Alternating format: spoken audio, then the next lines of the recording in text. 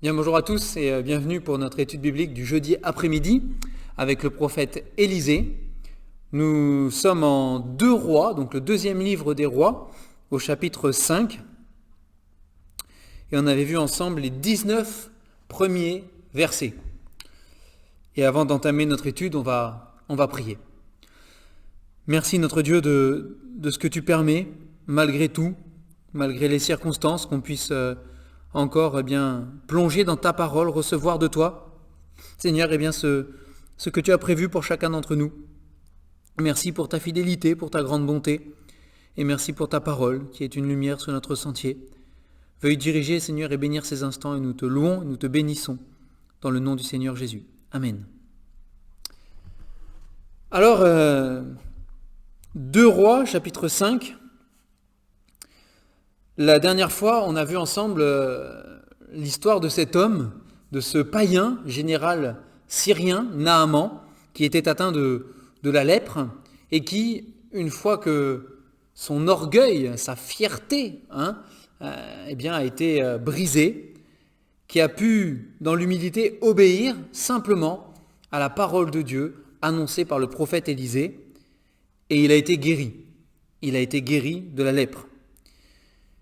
On a vu que Naaman était un général syrien avec une position vraiment très élevée dans le royaume de Syrie.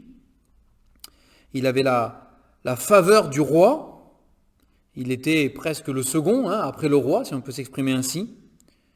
Il avait beaucoup de biens, beaucoup d'or, beaucoup d'argent, beaucoup de serviteurs. Et il est arrivé en Israël pour rencontrer le prophète en grande pompe, comme on dit, avec de l'or, de l'argent, des vêtements, des biens, des serviteurs, une escorte. Voilà, c'était... Il voulait montrer, n'est-ce pas, montrer qu'il était Naaman. Il n'était pas n'importe qui. Et il a dû comprendre que, aux yeux de Dieu, tous nous sommes pécheurs, tous nous sommes égaux, qu'il n'y a pas d'orgueil à avoir de quoi que ce soit. Mais voilà, il est venu avec beaucoup de biens. Sans doute est-ce qu'il pensait dans son esprit, j'allais dire païen, mais d'homme naturel, charnel, d'homme normal, sans l'esprit de Dieu. Peut-être est-ce qu'il pensait pouvoir acheter peut-être la guérison, acheter la guérison avec tout cet or et cet argent qu'il a amené. Mais Élisée refuse. Une fois qu'il est guéri, peut-être est-ce par esprit de reconnaissance pour le coup, mais on a vu qu'il y avait autre chose derrière. Il voulait acheter un petit lopin de terre, on va dire. On ne revient pas sur ce qu'on a dit la dernière fois.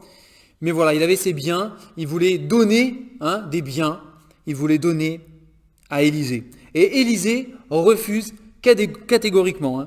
Alors, si comme moi vous avez lu la parole, l'Ancien Testament, etc., vous savez que la vie d'un prophète, elle peut être compliquée à plein d'égards, et le prophète vivait de dons. Il vivait de ce que le peuple voulait bien lui donner, de ce que les habitants voulaient bien lui donner, de la générosité des uns et des autres. Il n'avait pas un avenir assuré, matériellement, financièrement, même en termes de nourriture, en tout cas à vue humaine. Mais les prophètes ont toujours, par la foi, été dépendants de Dieu pour leur nourriture, qui utilisaient les hommes qui étaient autour d'eux, les hommes ou les femmes, pour pourvoir aux besoins du prophète. Donc Élisée va refuser les biens de Naaman, il va refuser d'être redevable d'une certaine manière à Naaman dans ce sens-là. Il a offert gratuitement la guérison pour Naaman, et il lui a offert gratuitement ce que lui-même a reçu gratuitement. C'est ce que le Seigneur Jésus dira plus tard, que nous devons donner l'évangile gratuitement. Alors, il refuse ici quoi que ce soit, de la part de Naaman. Et donc Naaman retourne chez lui, en tout cas il fait demi-tour, et puis il reprend le chemin, et on s'était arrêté là, et on va lire à partir du verset 19, Élisée lui dit, va en paix, donc à Naaman, va en paix, donc Naaman retourne chez lui, et verset 19, lorsque Naaman eut quitté Élisée, et qu'il fut à une certaine distance, Géasi, serviteur d'Élisée, homme de Dieu, se dit en lui-même, Voici, mon maître a ménagé Naaman, ce Syrien, en n'acceptant pas de sa main ce qu'il avait apporté. L'Éternel est vivant. Je vais courir après lui et j'en obtiendrai quelque chose. Et Géasi courut après Naaman. Naaman, le voyant courir après lui, descendit de son char pour aller à sa rencontre et dit « Tout va bien ? Tout va-t-il bien ?» Il répondit « Tout va bien. Mon maître m'envoie te dire « Voici, il vient d'arriver chez moi 2 jeunes gens de la montagne d'Éphraïm, d'entre les fils des prophètes. Donne pour eux, je te prie, 1 talent d'argent et 2 vêtements de rechange. » Naaman dit « Consens à prendre 2 talents. » Il le pressa et il serra 2 talents d'argent dans 2 sacs, donna 2 habits de rechange et les fit porter devant Géasi par 2 de ses serviteurs. Arrivé à la colline, Géasi les prit de leurs mains et les déposa dans la maison et il renvoya ces gens qui partirent. Puis il alla se présenter à son maître. Élisée lui dit « D'où viens-tu, Géasi » Il répondit « Ton serviteur n'est allé ni d'un côté ni d'un autre. » Mais Élisée lui dit « Mon esprit n'était pas absent lorsque cet homme a quitté son char pour venir à ta rencontre. Est-ce le temps de prendre de l'argent et de prendre des vêtements, puis des oliviers, des vignes, des brebis, des bœufs, des serviteurs et des servantes ? La lèpre de Naaman s'attachera à toi et à ta postérité, pour toujours. » Et Géasi sortit de la présence d'Élisée avec une lèpre comme la neige. Ici donc, nous avons l'épisode de ce Géasi, ce serviteur. Géasi qui, depuis des années, est au service d'Élisée, qui a vu, il a été témoin des miracles que Dieu a opérés à travers Élisée, mais qui pour autant, ici, ne manifeste pas un cœur droit, qui n'a pas pour autant la crainte de l'Éternel. Élisée avait cet homme auprès de lui, et j'imagine que Élisée de nombreuses fois a pu enseigner Géasi, même si c'était son serviteur. Mais Géasi était un homme qui avait une faiblesse qui était la sienne. On n'est pas là pour juger ce Géasi, on a tous des faiblesses dans notre vie, dans notre chair. Mais la faiblesse de Géasi ici, c'est la convoitise, c'est l'avidité, c'est l'amour de l'argent. L'amour de l'argent. Et donc lorsque Naaman a quitté Élisée, et qu'il fut une certaine distance, comme il est dit ici, au verset 20, il nous est dit « Géasi, serviteur d'Élisée, homme de Dieu, se dit en lui-même. Voici mon maître a ménagé Naaman, ce Syrien, en n'acceptant pas de sa main ce qu'il avait apporté. L'Éternel est vivant, je vais courir après lui et j'en obtiendrai quelque chose. » Géasi se dit en lui-même. Déjà là, quand on commence à se dire en soi-même quelque chose, parce que ce qu'il faut bien comprendre ici, c'est quand il est question dans ce contexte-là de Géasi qui se dit en lui-même, ça veut dire qu'il n'en parle pas à Élisée. N'est-ce pas ? C'est quelque chose qu'il va garder dans sa tête sans en parler à Élisée. Il aurait pu dire à Élisée, écoute, quand même, ça aurait été légitime d'accepter quelque chose de Naaman. On aurait pu accepter. Peut-être que Naaman voulait le faire avec un cœur sincère, peut-être qu'il avait à cœur de le faire, quand même, d'une certaine manière, par reconnaissance. Pas du tout.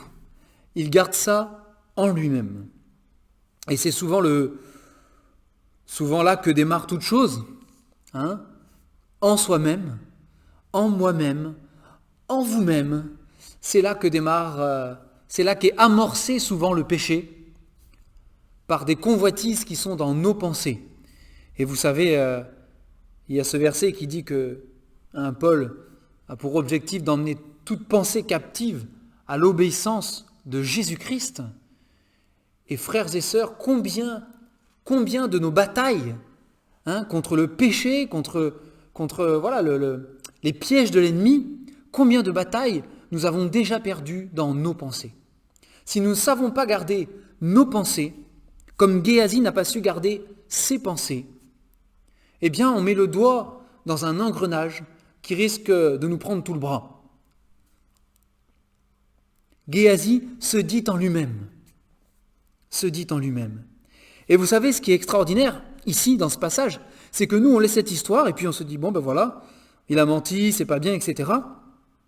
Mais est-ce que vous vous êtes arrêté un instant pour vous dire, comment on sait ça?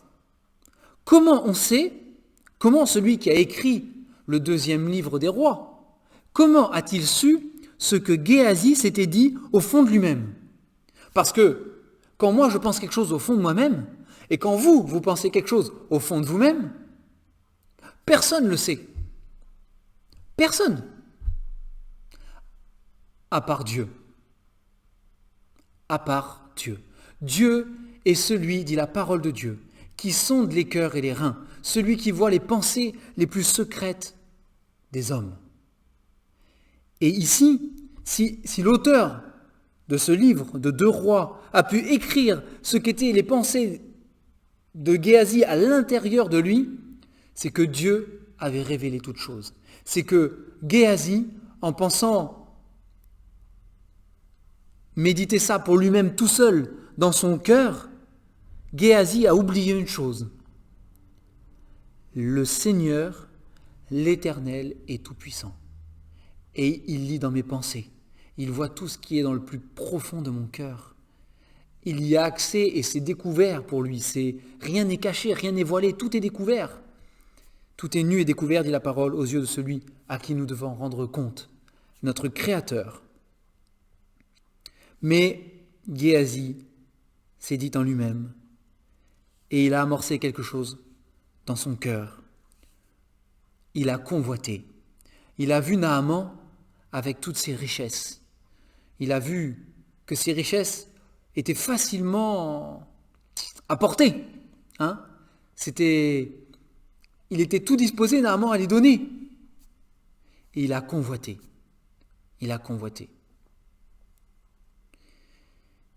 Et donc il s'est dit, je vais courir après lui et j'en obtiendrai quelque chose. J'aimerais qu'on tourne un instant dans 1 Timothée, si vous voulez le prendre avec moi. Et je vous encourage, si vous regardez la vidéo, à ne pas attendre que je trouve ce verset, mais allez le chercher vous-même dans vos Bibles. Il est important aussi d'apprendre à naviguer, comme je dis dans la Bible, à la connaître, notre parole, cette parole de Dieu, la parole de notre salut. Donc 1 Timothée, chapitre 6. 1 Timothée, chapitre 6, et le verset 10. On peut lire à partir du verset 6 même. Allez, 1 Timothée, chapitre 6, à partir du verset 6. Et voici ce qui est écrit ici. C'est en effet une grande source de gain que la piété avec le contentement. Car nous n'avons rien apporté dans ce monde, et il est évident que nous n'en pouvons rien emporter. Si donc nous avons la nourriture et le vêtement, cela nous suffit.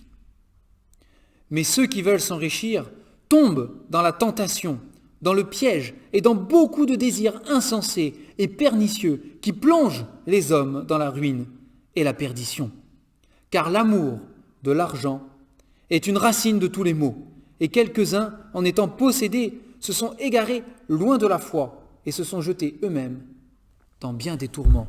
Pour toi, homme de Dieu, fuis ces choses et recherche la justice, la piété, la foi, l'amour, la patience, la douceur. Combat le bon combat de la foi, saisis la vie éternelle, à laquelle tu as été appelé et pour laquelle tu as fait une belle confession en présence d'un grand nombre de témoins. Et au verset 10, l'amour de l'argent, je le répète, est une racine de tous les maux, et quelques-uns, en étant possédés, se sont égarés loin de la foi et se sont jetés eux-mêmes dans bien des tourments. L'amour de l'argent. L'amour de l'argent est un mal qui ronge. L'amour de l'argent est un mal qui détourne de la foi. Parce que l'amour de l'argent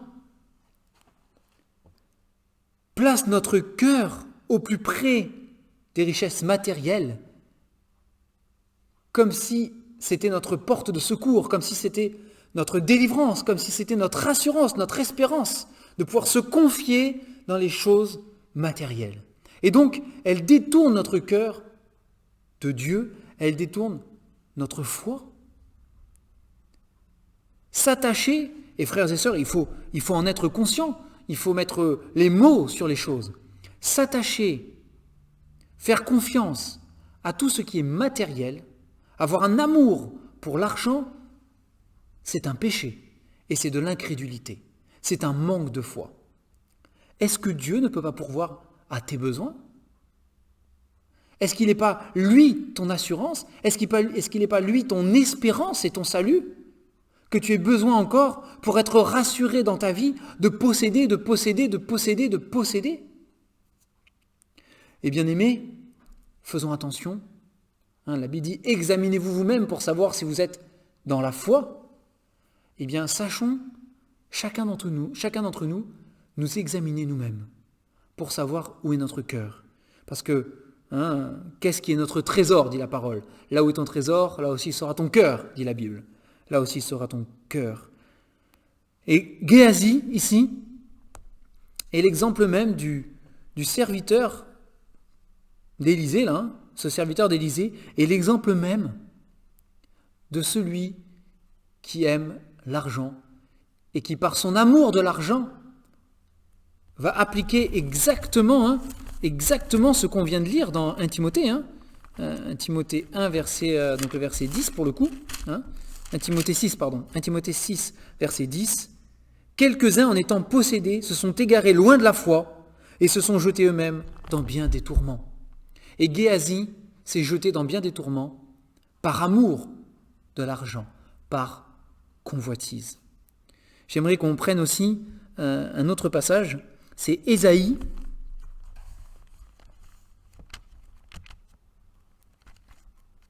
Ésaïe chapitre 1. Ésaïe chapitre 1, à partir du verset 4.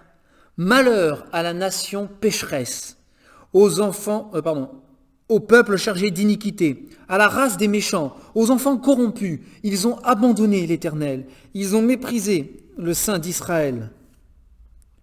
Ils se sont retirés en arrière.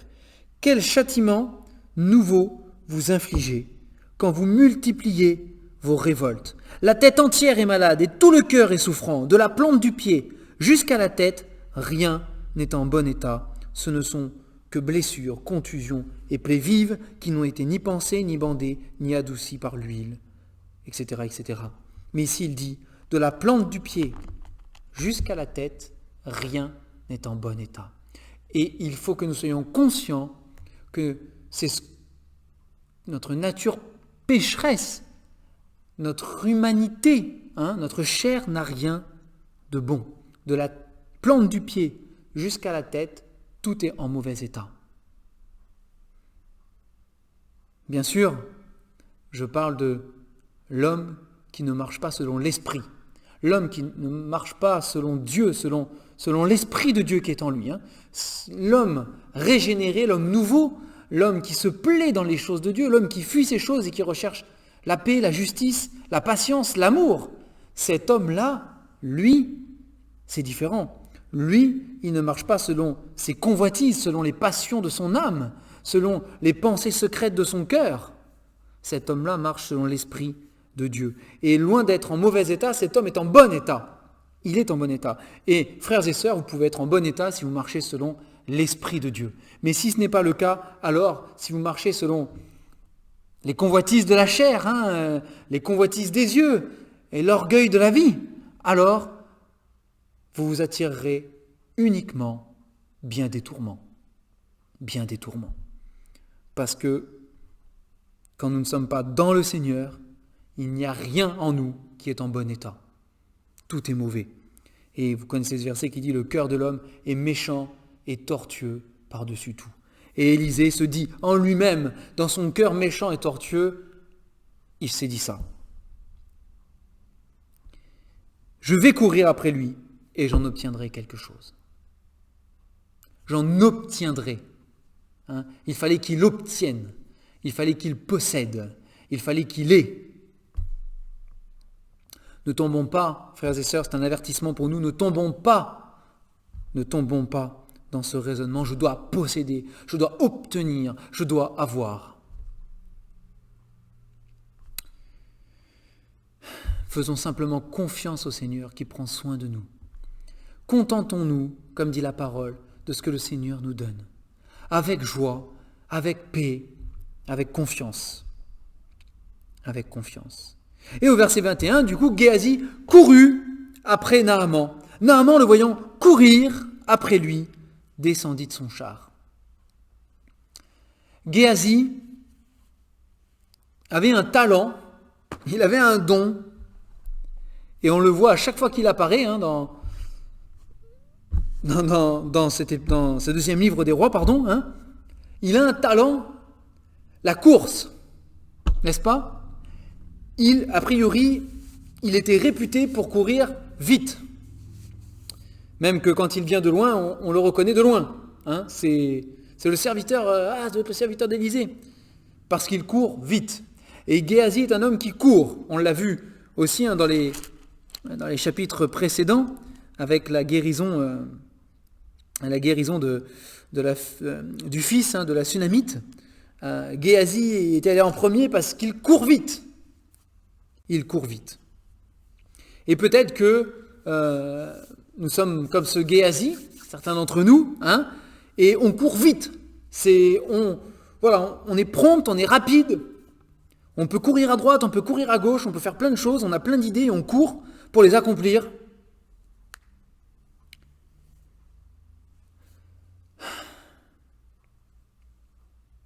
Courir, c'est bien, Ça aurait pu être un bon talent, il aurait pu être mis vraiment au service de Dieu, je ne dis pas. Mais il va trop vite, Géasi va trop vite. Et à aller trop vite, il va même trop vite dans son péché. Il court.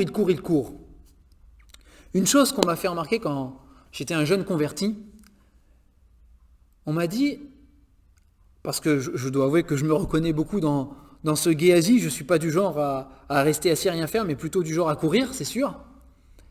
Et quand j'étais un jeune converti, une fois, un frère m'a dit, est-ce que tu as déjà vu dans les évangiles Jésus courir ? Alors j'ai réfléchi, je me suis dit non, j'ai relu. Non. Pourtant, est-ce que le Seigneur Jésus était du genre à se tourner les pouces ? Est-ce qu'il était paresseux ? Est-ce qu'il n'a pas accompli grand-chose ? Au contraire, il n'avait pas un endroit où poser sa tête, il n'était pas en repos. Le Seigneur Jésus a accompli tellement de choses, dit la parole, que les livres de la terre ne pourraient pas contenir tout ce qu'on pourrait écrire de lui. Il en a fait des choses, le Seigneur Jésus. Pourtant, il est vrai que pas une fois dans les évangiles, pas une fois dans la Bible, il nous est dit que le Seigneur Jésus a couru. Il n'avait pas besoin de courir, parce qu'il était exactement, toujours, au bon moment, au bon endroit, selon la volonté du Père. Toujours. Même quand il arrivait en retard aux yeux des hommes, et que son ami Lazare est mort, il était au bon endroit, au bon moment, selon la volonté du Père, pour accomplir et pour manifester la gloire de Dieu. Un pas après l'autre avec le Seigneur. Et dans les proverbes, vous savez, il nous est dit qu'il y a les pieds de ceux qui courent vers le mal. Bon, d'un autre côté, comme je dis, courir en soi n'est pas une mauvaise chose. Mais attention à ce après quoi nous courons. Et sachons, frères et sœurs, ne pas vouloir forcer la main de Dieu, mais être présent au bon moment, au bon endroit, selon la volonté du Père. Voilà, je ferme cette parenthèse et on revient à Géasi. En tout cas, il courait. Il court, et quand Naaman le voit courir, il fait quelque chose qu'il n'aurait pas fait avant. Il descend lui-même de son char pour arriver vers Géasi. Et c'est là qu'on voit que Naaman est un homme nouveau, transformé par sa rencontre avec Dieu. À travers le miracle de sa guérison, il a été transformé. Parce qu'en temps normal, Naaman ne serait pas descendu de son char, il ne se serait pas abaissé à descendre, excusez-moi le jeu de mots, mais c'est ça, il ne se serait pas abaissé à descendre de son char pour parler à un serviteur. Il aurait envoyé un de ses serviteurs pour parler au serviteur. Mais vous voyez que Naaman, son cœur a changé. Et Naaman va descendre lui-même de son char. Il va lui-même aller au devant, puisqu'il le voit courir, il va lui-même aller à la rencontre de Géasi. Et il veut dire, tout va-t-il bien? Tout va-t-il bien?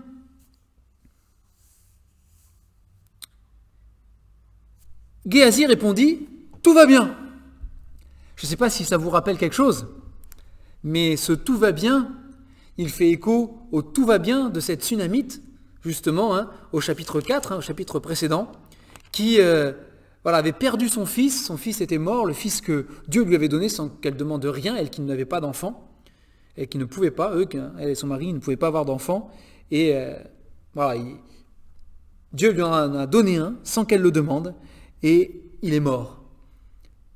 Et tous ceux qu'elle rencontrait pouvaient dire « tout va bien ».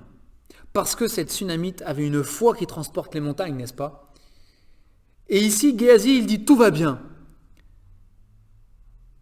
Mais en vrai, dans son cœur, rien ne va bien. Rien ne va bien. Au fond de lui-même, Géasi savait que ce qu'il faisait, c'était pas bien. Vous n'allez pas me faire croire qu'il ne le savait pas et qu'il pensait bien faire. Il savait. Il avait le temps de courir depuis la présence d'Élisée, enfin la maison, depuis là où il était, le temps de courir de là jusqu'à là où était Naaman. Il avait conçu son plan et la manière dont il allait mentir à Naaman pour obtenir ce qu'il désirait, ce qu'il convoitait. Donc il savait ce qu'il faisait. Et il répond, tout va bien, alors que dans ses pensées, il est rempli de péché. Il est rempli de péché. C'est le fameux « ça va » que vous et moi, enfin, Dieu m'est témoin que je ne pense pas le faire souvent ça, mais c'est le fameux « tout va bien », le fameux « ça va » que on peut dire parfois, peut-être pour certains plus souvent que d'autres, je ne sais pas là où est chacun notre faiblesse, alors que nos pensées, ça va pas du tout. Ça va pas du tout. Mais tout va bien. Tout va bien. Et ce tout va bien, donc Géasi le fait suivre d'un mensonge, mais pas possible, mon maître, et il associe Élisée dans son mensonge. Et vous savez, on s'attarde au serviteur Géasi ici, mais imaginez ce qu'a pensé Naaman. Élisée, à l'instant même, peut-être une heure avant, je ne sais pas, peut-être quelques minutes avant, c'est très proche là. Élisée vient de dire à Naaman, non. Au verset 16 du chapitre 5, Élisée répondit, l'Éternel dont je suis le serviteur est vivant, je n'accepterai pas. Naaman le pressa d'accepter, mais il refusa. Il a refusé catégoriquement, même sous la pression, de recevoir quoi que ce soit de la part de Naaman. Et quelques instants plus tard, Géasi arrive, vient voir Naaman et dit « Finalement, Élisée, il a changé d'avis, on a des gens à la maison, on a besoin de... » Mais c'est quoi ce prophète qui change d'avis en quelques minutes là? Imaginez le témoignage pour Naaman. Imaginez dans sa jeune foi à Naaman ce que ça pourrait produire, ce que ça aurait pu produire, la pierre d'achoppement que ça aurait pu être pour lui. Vous savez, on ne se rend pas toujours compte, parce qu'on n'a pas toujours tous les contextes quand on lit la parole de Dieu, mais Naaman est un païen.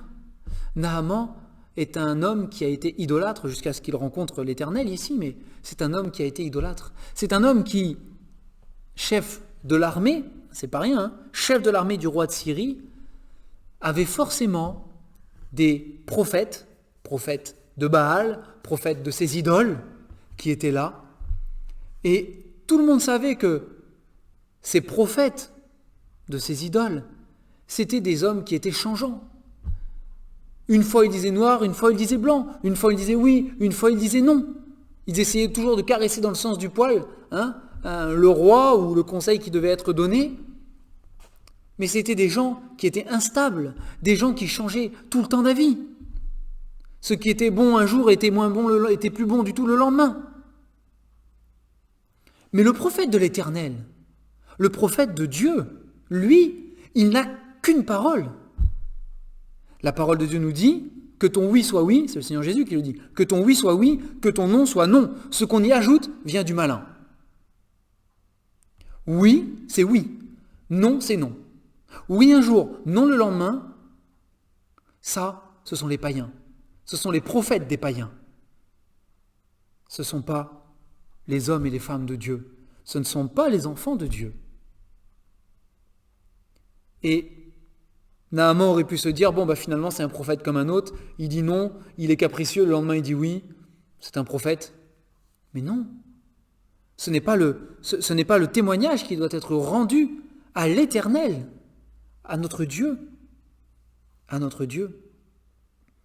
Et Géasi, par son mensonge là,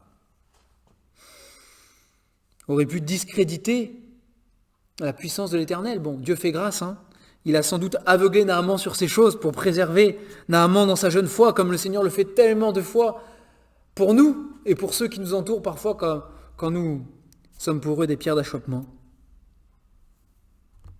Et donc, il monte ce bobard, il monte ce mensonge-là, en disant, voilà, il y a des gens qui sont arrivés chez moi, 2 fils qui sont arrivés de la montagne d'Éphraïm, d'entre les fils des prophètes. C'est bien brodé son truc. Donne pour eux, je te prie, 1 talent d'argent, 2 vêtements de rechange. Et Naaman, lui, peut-être vous me direz, il est naïf, mais il est dans sa jeune foi. Et en plus, on lui demande de faire quelque chose pour des fils de prophètes, pour l'Éternel. Alors lui, de bon cœur, il va se retrouver mêlé à un truc dont il n'a rien à voir, à la base. Il va se retrouver mêlé à un péché dont il n'a aucune conscience, ni connaissance, ni conscience ici, et ça ne lui est pas imputé. Mais il va carrément dire, dans ce cas-là, consent à prendre, et vous savez, ça je suis convaincu que c'est Dieu qui a insisté. Parce que, c'est la manière dont l'Éternel agit aussi. Il monte un bobard, et l'Éternel va insister, il va, ok, puisque tu veux, prends le double. Vas-y, prends le double, afin de faire peser le doigt sur la conscience de Géasi. Vous savez, Géasi, dans toute cette histoire, a eu plusieurs occasions, je pense, de se repentir. Premièrement, quand il était en train de courir et de monter son plan, aucun doute que Dieu était là pour lui, dans son cœur, lui dire que c'était pas bien.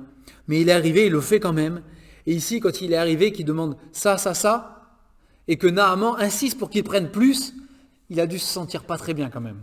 Il a dû se sentir pas très bien. C'est le doigt qui pesait dessus. Et puis, non seulement ça, mais regardez ce qui se passe. Naaman dit à Géasi, ok, mais dans ce cas-là, je vais prendre 2 serviteurs qui vont t'aider à tout porter jusqu'à la maison du prophète. Alors là, je ne sais pas vous, mais j'aurais été à la place de Géasi, j'aurais été mal. Parce qu'on voit que Géasi voulait faire ça en cachette. Sauf que tout le chemin, il avait devant lui ces 2 serviteurs qui portaient l'argent qu'il venait de voler. Encore des occasions de se repentir qu'il avait là, 2 témoins de son péché devant lui qui marchaient. Et puis tout le monde, tous ceux qu'il aurait pu croiser, auraient vu, tiens, Géasi revient avec 2 serviteurs. Il y avait des témoins de la chose, il n'aurait pas pu venir tout seul en cachette. Il y avait 2 personnes qui étaient là. Et j'imagine que tout le chemin, jusqu'à la maison, il a dû se dire, pourvu que je ne tombe pas sur Élisée. Pourvu que je ne tombe pas sur Élisée. Il a dû se le répéter en boucle. Pourvu qu'Élisée ne soit pas là dehors au moment où je vais arriver et qu'il ne me voit pas arriver surtout avec ces 2 serviteurs, les bras chargés des présents du Syrien. Alors du coup, arrivé à la colline, mais tout ça, ça aurait dû être pour lui des signes pour qu'il se dise non, ce que je fais, c'est un péché. Il aurait dû renoncer. Il aurait dû avouer sa faute. Il aurait dû demander pardon au Seigneur, dire au serviteur, non, ce que je fais, c'est mal contre l'Éternel. Ce n'est pas vrai, j'ai raconté un mensonge. Remportez tout ça avec Naaman et dites-lui, ou même lui, il aurait dû faire le chemin le chemin inverse et aller parler à Naaman pour avouer sa transgression. Heureux l'homme dont les péchés sont pardonnés, dont la transgression est remise. Mais non, au lieu de ça, il s'est entêté. Et vous voyez, ça partait juste d'une convoitise. Et puis, la dégringolade dans le péché. Il s'est entêté, et puis arrivé à la colline, il a dit « Stop, vos deux serviteurs, n'allez pas plus loin, je vais prendre ce qui reste, je vais m'en occuper. » Des fois qu'il pourrait croiser vraiment Élisée, là, voilà, il commençait, je pense, à stresser un peu à ce niveau-là, sans doute. Et donc il a, verset 24, arrivé à la colline, voilà, il prend de leurs mains et il les dépose dans la maison, il renvoie ces gens qui partirent. Et puis, sans aucun problème, en tout cas en apparence, parce que dans son cœur c'est sûr que le Seigneur le travaillait, et puis, verset 25, il se présenta à son maître. Il y aurait beaucoup de choses à dire sur ce passage, frères et sœurs. Mais quand vous et moi, parce que là, honnêtement, on a envie de se dire, non mais, c'est abusé. C'est abusé, il fait ça en cachette dans le dos d'Élisée, il trompe Élisée, il le trahit, il pêche contre l'Éternel, contre son maître. Et après, il se présente sans problème devant lui, pas de problème, tout va bien. Non mais attends, quel hypocrite, quel hypocrite. Mais quand vous et moi, frères et sœurs, on pêche, que ce soit par convoitise de quelque chose ou par un autre péché, on pêche. Et après, à table, au repas, par exemple, on rend grâce à Dieu. Sans avoir confessé notre péché, sans avoir demandé pardon, sans s'être repenti. On sait que ce qu'on vit est un péché. On le sait. Mais ça ne nous empêche pas de nous présenter devant Dieu, de chanter un cantique, de prier, de partager la parole avec quelqu'un. Puis, il alla se présenter à son maître. Je pêche, je vis dans une situation qui n'est pas à la gloire de Dieu, puis je vais me présenter à mon maître. Oh Seigneur, je te loue de ce que ce matin tu nous as réunis, de ce qu'on peut louer ensemble ton nom, de la communion fraternelle. Je te loue, mon Dieu, de ton salut.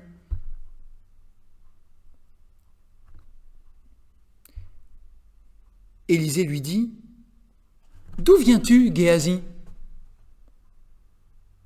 Ça vous rappelle rien cette question ?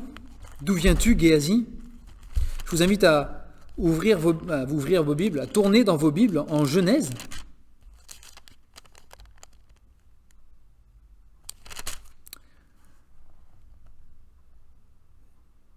Genèse chapitre 4, bien sûr, pardon. Genèse chapitre 4, quand Caïn va tuer Abel, et une fois que Caïn a tué Abel, l'Éternel dit à Caïn, « Où est ton frère Abel ? Où est ton frère Abel ?» Ici, dans 2 Rois, Élisée lui dit, « D'où viens-tu, Géasi ?» Toujours dans Genèse. Et nous devons prendre garde, frères et sœurs, c'est important. Frères et sœurs, si vous êtes au Seigneur et si vous regardez cette vidéo et que vous n'avez pas encore demandé pardon à Jésus-Christ pour vos péchés, s'il n'est pas encore votre sauveur, prenez garde à ça aussi. Prenez garde à cette question.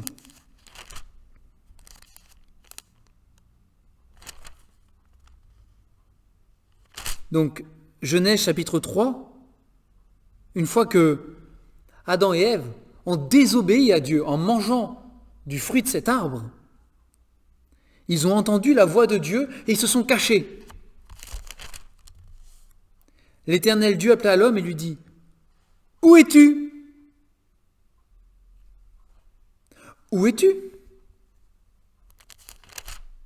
Première question, où es-tu ? Où est ton frère Abel ? D'où viens-tu ?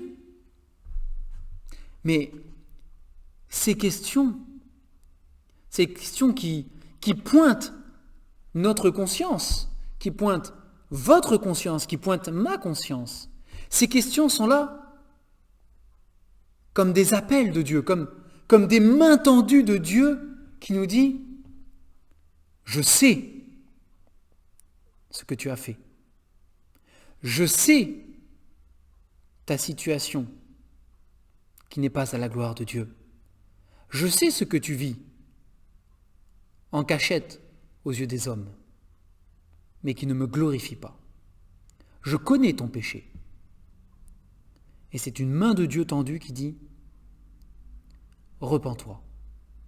Confesse ton péché. Abandonne ton péché au pied de la croix. Viens le confesser, viens avouer ce que tu fais. Viens avouer où tu es, viens avouer où est ton frère Abel, viens avouer d'où tu viens. Viens mettre ça en lumière. » Et c'est un appel de Dieu à venir à la lumière. Et frères et sœurs, le Seigneur le fait avec nous encore aujourd'hui. D'où viens-tu ? Où es-tu ? Où est ton frère Abel ? En 1 Jean, et Géasi ici, c'est une perche que Dieu lui tend, une main tendue pour la repentance. Parce que nous le savons, il est dit au verset 1 Jean, chapitre 1, verset 9, « Si nous confessons nos péchés, il est fidèle et juste pour nous les pardonner et pour nous purifier de toute iniquité. » Si nous confessons nos péchés, il est fidèle et juste pour nous les pardonner. Et là, c'est une main tendue vers Géasi. D'où viens-tu ? Et là, Géasi aurait dû saisir cette main de Dieu, tomber à genoux et dire « Mon maître, je te demande pardon. Je demande pardon parce que j'ai péché contre toi et contre l'Éternel. J'ai convoité dans mon cœur les trésors et les richesses de Naaman. Je suis allé le voir. J'ai menti. J'ai pris le nom de Dieu en vain. » Je vous rappelle qu'au verset 20, il a dit « L'Éternel est vivant, je vais courir après lui. » J'ai péché et je demande pardon. Je vais faire demi-tour. Je vais ramener à Naaman ce que je lui ai volé. Je vais confesser devant lui mon péché. Je vais rendre gloire à Dieu dans sa justice. C'est ce qu'il aurait dû faire quand cette main lui est tendue. D'où viens-tu, Géasi ? Et, frères et sœurs, toi qui me regardes, c'est la manière dont nous devons réagir. Quand Dieu nous tend cette main, de dire « D'où viens-tu ? Où es-tu ? Où est ton frère Abel ? Qu'as-tu fait ? Je t'ai vu. Je t'ai vu. Je t'ai vu. » Parce que l'Éternel voit tout. Mais Géasi, au lieu de saisir cette main de Dieu qui lui est tendue pour la repentance, Géasi qui a mis son doigt tout doucement, et ça a commencé en lui-même, il s'est dit en lui-même, dans son cœur méchant et tortueux, dans ses pensées charnelles et de convoitise, je voudrais posséder ce que Naaman a apporté. Il a mis son doigt, il se fait happer, et il va aller jusqu'au bout, malheureusement, ici. Il ne revient pas de ses mauvaises actions. Il répondit, « Ton serviteur n'est allé ni d'un côté, ni d'un autre. » En d'autres termes, je n'ai pas bougé d'ici. Un mensonge entraînera toujours un autre mensonge, qui entraînera un autre mensonge, qui entraînera un autre mensonge. Et la parole de Dieu est claire, on ne se moque pas de Dieu. Ce qu'un homme aura semé, il le moissonnera également. Et l'amour de l'argent, on l'a lu, l'amour de l'argent est une racine de tous les maux. Et quelques-uns, pour l'avoir possédé, se sont jetés dans bien des tourments. Se sont jetés dans bien des tourments. Et Élisée lui dit, au verset 26, c'est le coup de grâce ici, de la part de Dieu pour Géasi. Élisée lui dit, mon esprit n'était pas absent lorsque cet homme a quitté son char pour venir à ta rencontre. Élisée n'était pas présent quand Naaman est descendu de son char pour aller au devant de Géasi. Élisée n'était pas présent. Mais le Seigneur était présent. L'Éternel qui voit tout et qui sait tout était présent et il l'a vu. Et non seulement, dans ce contexte-là, non seulement l'Éternel l'a vu, mais il l'a fait voir à Élisée. Comment, ne me demandez pas. Est-ce qu'il a eu une vision? Est-ce que Dieu lui a révélé? On ne sait, peu importe, c'est même pas la question. Ça n'a pas d'importance. Ce qui a de l'importance, c'est qu'à ce moment-là, quand Élisée dit ça à Géasi, Géasi doit prendre conscience. Je n'ai pas craint l'Éternel. Je n'avais pas la conscience que Dieu a le regard sur moi, à l'intérieur de moi et à chaque endroit. C'est pas parce qu'Élisée n'était pas présent auprès de Géasi quand il a fait sa petite manigance que l'Éternel ne l'a pas vu. Et l'Éternel le prouve ici. Il le prouve en révélant à Élisée quelque chose qu'Élisée était dans l'incapacité de savoir parce qu'il n'y était pas, pour montrer à Géasi, moi l'Éternel, je t'ai vu. Je t'ai vu. Et frères et sœurs, je crois, et je le sais, par expérience et parce que la parole ici même encore nous le montre, que l'Éternel va utiliser un frère ou une sœur parfois. Les paroles prononcées par un frère ou par une sœur pour mettre en lumière nos péchés. Pour dire, non pas que ce frère a un super pouvoir ou cette sœur, mais c'est l'Éternel qui le fera. L'Éternel le fera pour que nous, en recevant cette parole, nous ayons un électrochoc, de nous dire, le Seigneur m'a vu. Le Seigneur m'a vu. Pour que nous puissions nous repentir d'une repentance dont on ne se repent pas, une tristesse selon Dieu qui amène au salut, qui amène au pardon, à la restauration, qui amène à la communion avec Dieu. Et Élisée lui pose cette question à Géasi, au verset 26 toujours.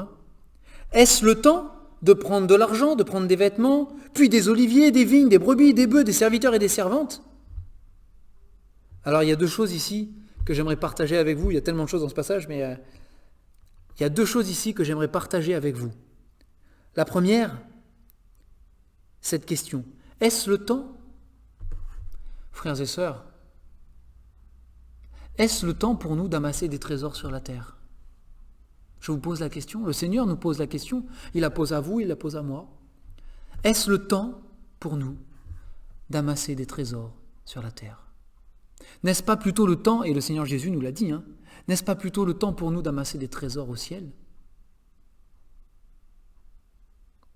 Je ne développerai pas plus pour ne pas faire trop long, mais c'est une bonne question.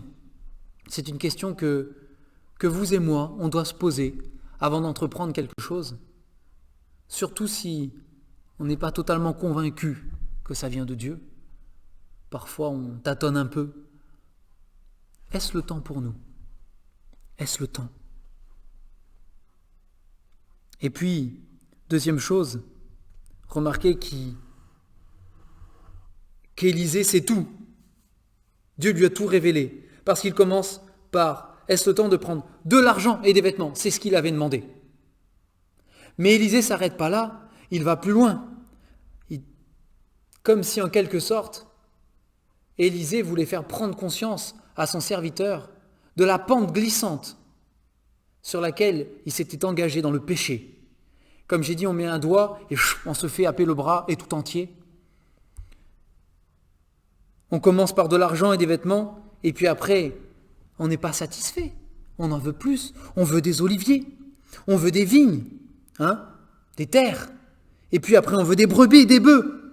Et puis après, on veut des serviteurs et des servantes. Et ça ne s'arrête pas. Ça ne s'arrête pas.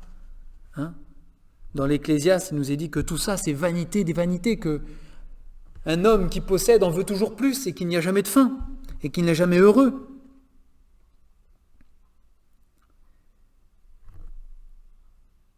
Géasi avait convoité les richesses de Naaman et pour les posséder, il avait pris le nom de Dieu en vain, il avait blasphémé, il a menti, il a trompé, il a triché. Et en retour, au lieu des richesses de Naaman, il récolte la malédiction de Naaman, il récolte la maladie de Naaman. Il récolte la lèpre. Et le païen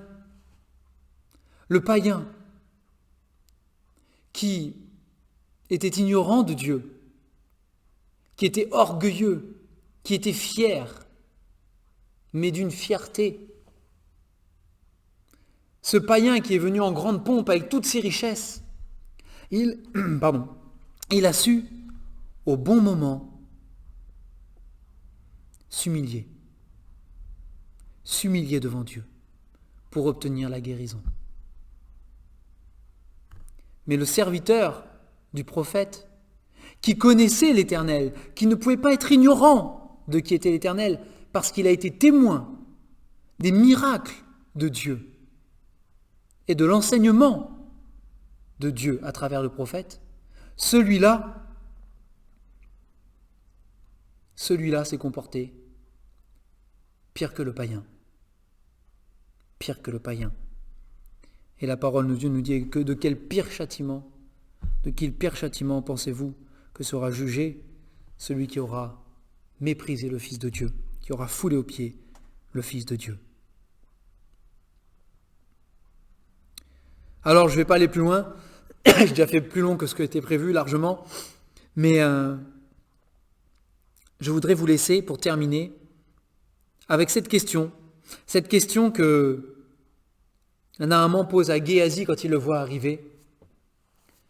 Mon frère, ma sœur, ou toi qui m'écoutes, tout va-t-il bien? Tout va-t-il bien? On va prier pour terminer.